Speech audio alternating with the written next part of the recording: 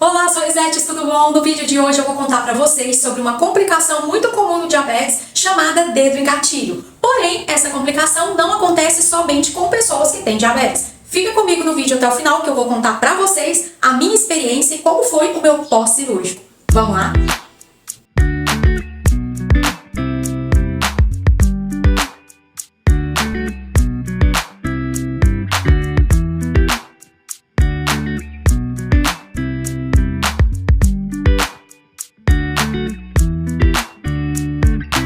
Olá pessoal, tudo bom? Meu nome é Isabela Almeida, eu sou nutricionista e tenho diabetes tipo 1 desde o dia em que eu nasci. Então, gente, tantos anos de diabetes, começou a ficar impossível não ter alguma complicação, né? Então eu vou contar pra vocês hoje sobre o dedo em gatilho, também conhecido, né, como tenossinovite estenosante, ou então também pode ser tendinite dos flexores, né, do dedo. Então, assim, tem alguns nomes para essa condição. O nome mais popular é dedo em gatilho. Então, pessoal, o que acontece? O dedo em gatilho é uma inflamação no tendão, né? Então, os nossos dedos têm tendões, né? Então, quando acontece do dedo ficar em gatilho, é porque tá tendo uma inflamação ali no tendão. Então, o dedo tem que se movimentar dessa forma. Quando o tendão tá com a inflamação que cria um nódulo que impede que o nosso dedo se flexione. Então, é criado um nódulo aqui assim no meio da mão, mais ou menos, né? É palmar que fala. Então, mais ou menos aqui no meio da mão cria-se um nódulo. Então, quando o tendão, né, do dedo vai tentar se movimentar, o que pode acontecer? Ele pode ficar preso. Aí ele fica nessa condição. Por quê? Porque tem um nódulo na bainha, que é uma estrutura que fica aqui em volta do tendão, tem um nódulo impedindo que o tendão se flexione. E aí acontece a dor e acontece o engatilhamento do dedo. E aí, gente, eu vou contar pra vocês a minha experiência. É péssimo, tá? Porque o seu dedo faz isso e você tenta voltar ele e ele não volta. Ele fica nessa posição, é uma coisa chata. Só que se fosse só isso, estava ótimo. O problema é que nós puxamos o dedo pra trás pra tentar forçar ele a voltar. E aí, quando a gente faz isso, é uma dor insuportável. Porque a gente força com o dedo assim pra trás, ele até volta. Aí ele faz assim de uma vez. Plaft. Ele sai do gatilho. Porque tem um tendão aqui inflamado, né? E aí, quando você força, ele volta de uma vez. Às vezes, nem é a gente que força. Às vezes, ele volta sozinho. Ele engatilhou, aí você leva um susto na hora, e aí fica aquele dedo chato ali engatilhado. E aí, você tenta fazer um movimento e ele volta de uma vez. Esse voltar de uma vez é uma dor muito chata, porque dói, né? Então, eu, por exemplo, eu já aprendi a me controlar, porque não é a primeira vez que acontece isso comigo. Então, eu já não choro mais, mas lá no início, em 2020, quando eu fiz a primeira cirurgia, eu passei 2019 inteiro sofrendo muito. Então, a minha primeira cirurgia foi aqui no terceiro e no quarto dedo. Então, esses dois dedos foram os dedos que eu tive gatilho em primeiro, né? Então, eu passei o ano de 2019 sofrendo muito, eu chorava, então era horrível. Quando foi em janeiro de 2020, eu operei de uma vez esses dois dedos com gatilho.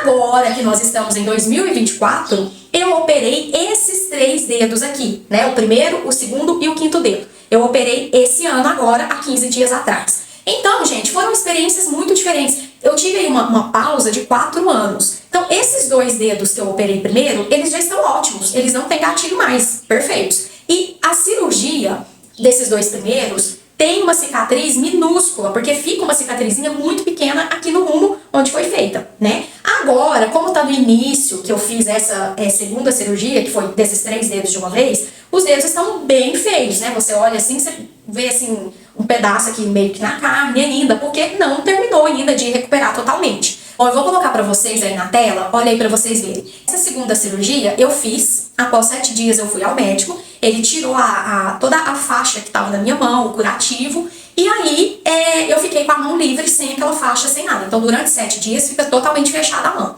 E aí ficou desse jeito 7 dias depois, quando ele tirou a faixa e o curativo.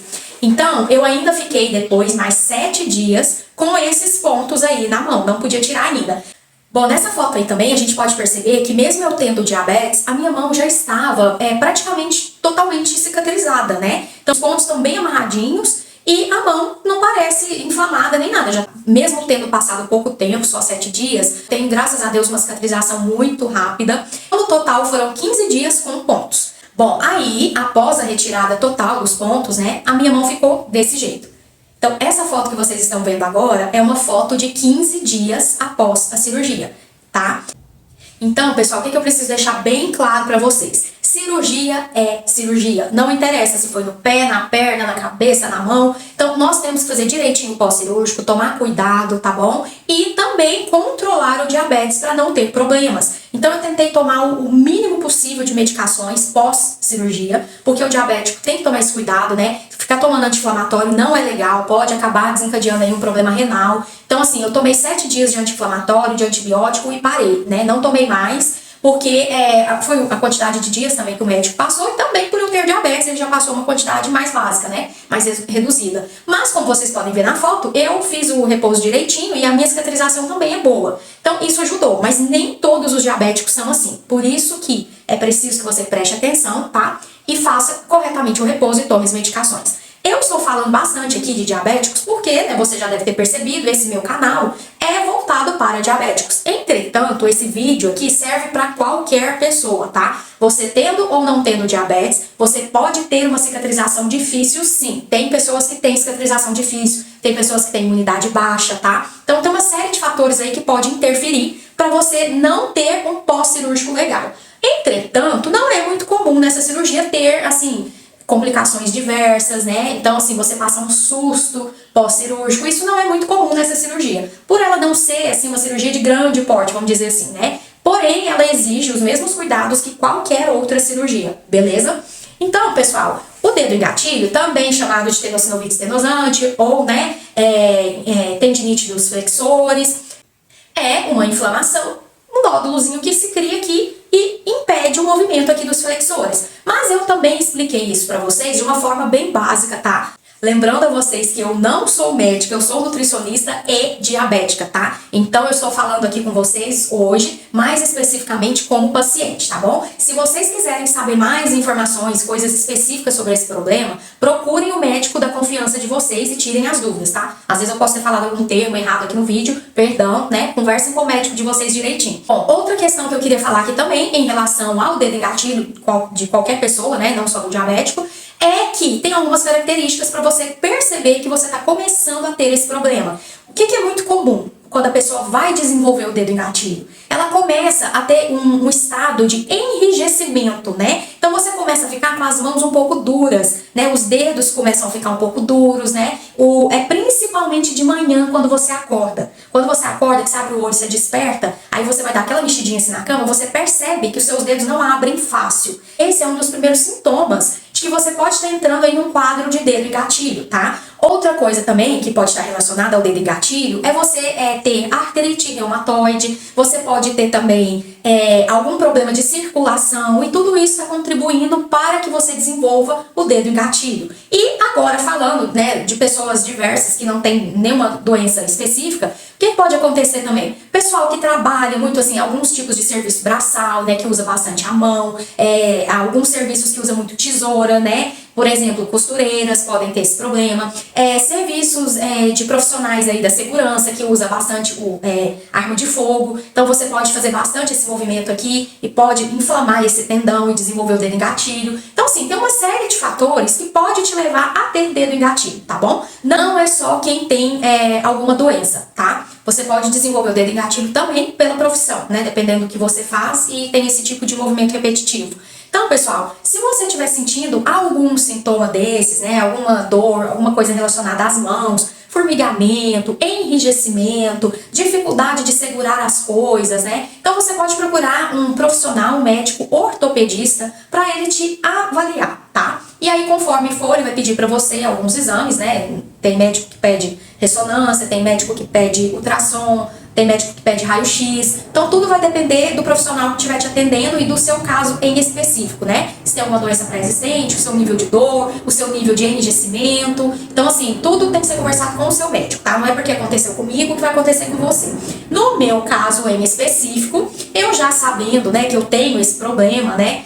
Já tinha acontecido uma primeira vez. Nessa segunda cirurgia, eu já falei pro médico, né? Eu fiz essa segunda cirurgia com outro médico. Eu resolvi mudar, né, de médico para ver se tinha alguma diferença, porque na primeira cirurgia eu senti muito choque. Então assim, dava muito choque no pós-cirúrgico, na minha recuperação. Então eu chorava muito, eu sofri muito. Porque aqui nos 2 dedos onde eu fiz, ficava latejando, né? Então, assim, uns 10 dias depois, ficava o tempo todo latejando. E aí eu tive que fazer também fisioterapia no pós-cirúrgico, né? Porque fica ainda um dedo machucado por dentro, né? Você fica assim com enrijecimento na mão. Então é preciso fazer uma fisioterapia para voltar a fazer o movimento correto, tá? Então, na minha primeira cirurgia, no geral, eu considero que eu sofri um pouco mais no pós-cirúrgico. Na primeira cirurgia, o médico que me operou não prescreveu para eu tomar antibióticos e nem anti-inflamatório no pós-cirúrgico, somente medicação para dor. Então, eu acho que isso contribuiu muito para eu sofrer bastante, mas por conta do diabetes, que ele não passou essas medicações, né? Mas assim, vamos dizer que dá um pouco mais de alívio.